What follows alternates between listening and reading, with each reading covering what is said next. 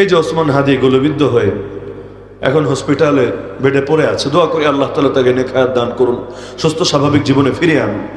আপনি ভাবতে পারেন একটা রানিং রিক্সা চলছে, তার পাশ দিয়ে একটা মোটরসাইকেল যাচ্ছে, মোটরসাইকেলও গতি, রিক্সায়ও গতি, এর মধ্যে একটা গুলি যদি করে, আপনাদের মধ্যে কে আছে গুলিটা একদম টার্গেট করে জায়গা মতো লাগাতে পারবে? কে আছে? কোন বাপের বেটা আছে?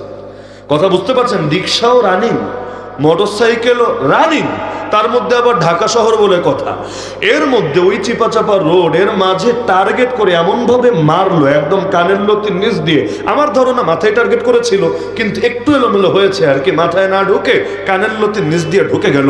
এখান থেকেই তো বোঝা যায় গুলিটা যে করেছে সাধারণ কোনো গুলিবাজ না, বরং প্রফেশনাল কিলার। এখন থেকে 1.5-2 মাস আগে হবে সম্ভবত, বাংলাদেশের উল্লেখযোগ্য একজন, একটা সংস্থার ব্যক্তি, নাম বলার দরকার নেই, কথা প্রসঙ্গে আমাকে বলল, হুজুর আগামী নির্বাচনকে সামনে রেখে, আরো প্রায় 1.5-2 মাস আগের কথা, যখন অতগুলো অ্যাক্সিডেন্টও হয় নাই, ওই যে হাবিবুল রহমান কাসিম সাহেব অ্যাক্সিডেন্ট করলেন, নবী ভাই অ্যাক্সিডেন্ট করলেন, পরপর কয়েকটা ঘটনা ঘটারও আগের কথা, তো আমার অ্যাকুরেট টাইমটা স্মরণ নাই, কিন্তু অন্তত 1.5-2 মাসের মতো হবে। আমাকে বললেন যে হুজুর সাবধানে থাকেন, ওই প্রসঙ্গের কথা। আমি বললাম কেন? সাবধানে তো সবসময় থাকা লাগে, আমাদের নবীর সুন্নাত তো এটা, কিন্তু কেন? বললো হুজুর আগামী নির্বাচনকে টার্গেট রেখে অনেক প্রতিবাদী কণ্ঠকে থামিয়ে দেওয়ার সিদ্ধান্ত ইতিমধ্যে চূড়ান্ত, অনেক প্রতিবাদী কণ্ঠকে।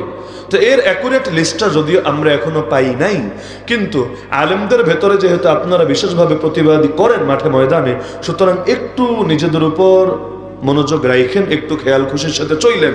এমন খবর আমাকে দিয়েছে যে আপনি নিজের আসনে গেলেও ফেরার সময় অন্তত লোকজন সাথে রেখেন, বেশি রাত করে ফিরেন না, বহুত লম্বা ডিরেকশন দিয়েছে। ওই সময় ভেবেছে মহব্বতের মানুষরা অনেক সময় এমন হয় একটু বেশি ভয় পায়, এটা স্বাভাবিক, আমাদের চাইতে আমাদের বাপ মায়েরা আমাদের নিয়ে বেশি ভয়ে থাকে। জেলে আমরা কি কষ্ট করেছি, এর চাইতে আমাদের ফ্যামিলিরা বেশি মানসিক কষ্ট থেকেছে, এমনকি বাবা মা মাঝে তো এমন হয়েছে বাঁচবে কি না এটা নিয়ে সন্দেহ তৈরি হয়েছে। অথচ সেই তুলনায় জেলে তো আমরা ভালোই ছিলাম, কারণ মাদ্রাসার বোর্ডিংয়ে থাকতে থাকতে ওই জেলের জীবনটা আমাদের কাছে তেমন আহামরি কিছু না।